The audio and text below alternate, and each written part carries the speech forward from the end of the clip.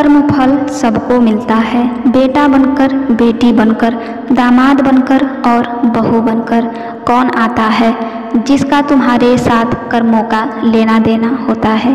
लेना देना नहीं होता तो नहीं आएगा। एक फौजी था, उसके माँ नहीं, बाप नहीं, शादी नहीं, बच्चे नहीं, भाई नहीं, बहन नहीं, अकेला ही कमा कमा के फौज में जमा करता जा रहा था। तो थोड़े दिन में एक सेठ जी जो फौज में माल सप्लाई करते थे, उनसे उनका परिचय हो गया और दोस्ती हो गई।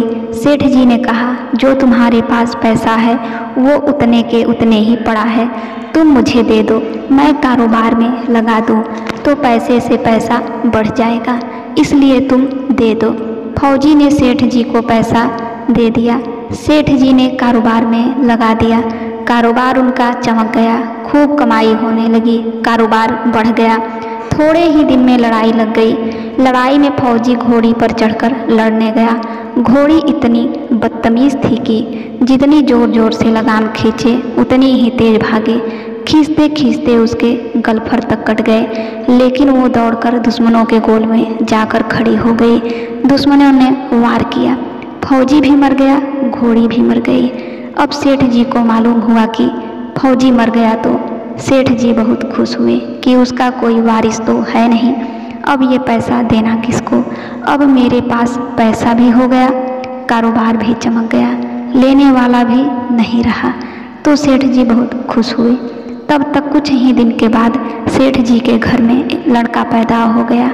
अब सेठ जी और खुश कि भगवान की बड़ी दया, खूब पैसा भी हो गया, कारोबार भी हो गया, लड़का भी हो गया, लेने वाला भी मर गया। सेठ जी बहुत खुश। वो लड़का होशियार था, पढ़ने में समझदार था। सेठ जी ने उसे पढ़ाया लिखाया। जब वह पढ़ लिख कर बड़ा हो गया तो सोचा कि अब ये कारोबार संभाल लेगा, चलो अब इसकी शादी कर दें।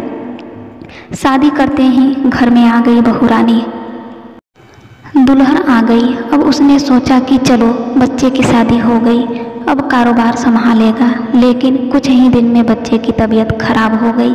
अब सेठ जी डॉक्टर के पास, हकीम के पास, वैद्य के पास दौड़ रहे हैं। वैद्य जी जो दे रहे हैं, दवा खिला रहे हैं और दवा असर नहीं कर रही, बीमारी बढ़ती ही जा रही, पैसा बर्बाद हो रहा है और बीमारी बढ़ती ही जा रही है। रोग कट नहीं रहा, पैसा खूब लग रहा है। अब अंत में डॉक्टर ने कह दिया कि लाइलाज मर्ज हो गया, इसको अब असाध्य रोग हो गया, ये बच्चा 2 दिन में मर जाएगा। डॉक्टरों के जवाब देने पर सेठ जी निराश होकर बच्चे को लेकर रोते हुए आ रहे थे। रास्ते में एक आदमी मिला। कहा, अरे सेठ जी क्या हुआ, बहुत दुखी लग रहे हो।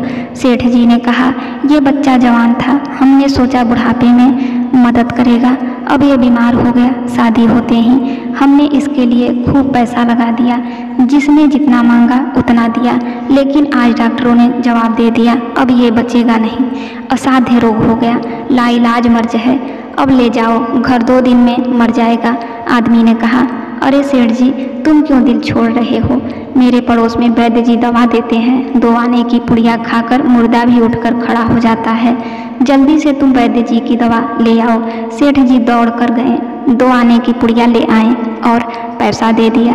पुड़िया ले आए, बच्चे को खिलाई, बच्चा पुड़िया खाते ही मर गया, बच्चा मर गया।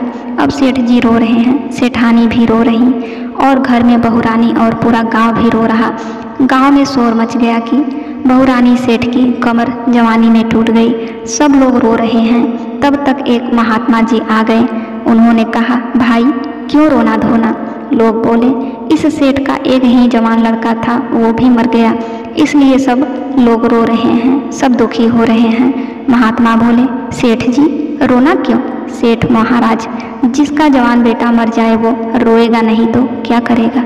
महात्मा, तो आपको क्यों रोना। सेठ, मेरा बेटा मरा तो और किसको रोना। महात्मा, और उस दिन तो आप बड़े खुश थे। सेठ, किस दिन। महात्मा, फौजी ने जिस दिन पैसा दिया था। सेठ, हाँ, कारोबार के लिए पैसा मिला था तो खुशी तो थी। महात्मा, और उस दिन तो आपकी खुशी का ठिकाना ही नहीं था। सेठ, किस दिन। महात्मा, अरे जिस दिन फौजी मर गया, सोचा कि अब तो पैसा भी नहीं देना पड़ेगा, माल बहुत हो गया, कारोबार खूब चमक गया। अब देना भी नहीं पड़ेगा। बहुत खुश थे। सेठ: हाँ महाराज, खुश तो था महात्मा, और उस दिन तो आपकी खुशी का ठिकाना ही नहीं था। पता नहीं कितनी मिठाइयाँ बट गई। सेठ: किस दिन? महात्मा: अरे जिस दिन लड़का पैदा हुआ था। सेठ: महाराज, लड़का पैदा होता है तो सब खुश होते हैं, मैं भी हो गया तो क्या बात। महात्मा: उस दिन तो खुशी से आपके पैर जमीन पर नहीं पड़ते थे। सेठ: किस दिन? महात्मा: अरे जिस दिन बेटा ब्याहने जा रहे थे। सेठ: महाराज, बेटा ब्याहने जाता है तो हर आदमी खुश होता है, तो मैं भी खुश हो गया। महात्मा: तो जब इतनी बार खुश हो गए तो जरा सी बात के लिए रो क्यों रहे हो। सेठ: महाराज, ये जरा सी बात है, जवान बेटा मर गया, ये जरा सी बात है। महात्मा: अरे सेठ जी, वही फौजी पैसा लेने के लिए बेटा बनकर आ गया। पढ़ने में, लिखने में, खाने में, पहनने में और शौक श्रृंगार में जितना लगाना था लगाया। शादी ब्याह में सब लग गया और ब्याज दरोवा ब्याज लगाकर डॉक्टरों को दिलवा दिया। अब जब 2 आने पैसे बच गए वो भी वैद्य जी को दिलवा दिए और पुड़िया खाकर चल दिया। अब कर्मों का लेना देना पूरा हुआ। सेठ जी ने कहा, हमारे साथ तो कर्मों का लेन देन था, चलो हमारे साथ तो जो हुआ सो हुआ, लेकिन वो जवान बहू रानी घर में रो रही है। जवानी में उसको धोखा देकर विधवा बनाकर चला गया, उसका क्या जुर्म था कि उसके साथ ऐसा गुनाह किया। महात्मा बोले, यह वही घोड़ी जिसने जवानी में उसको धोखा दिया, इसने भी जवानी में उसको धोखा दे दिया। वैद्य शास्त्र व पुराणों के साथ साथ सभी साधु संतों का कहना है कि यह संसार कर्मों का लेखा जोखा है। इसमें जो जीव चैतन्य हैं वो समझदारी से भवसागर पार हो जाएंगे।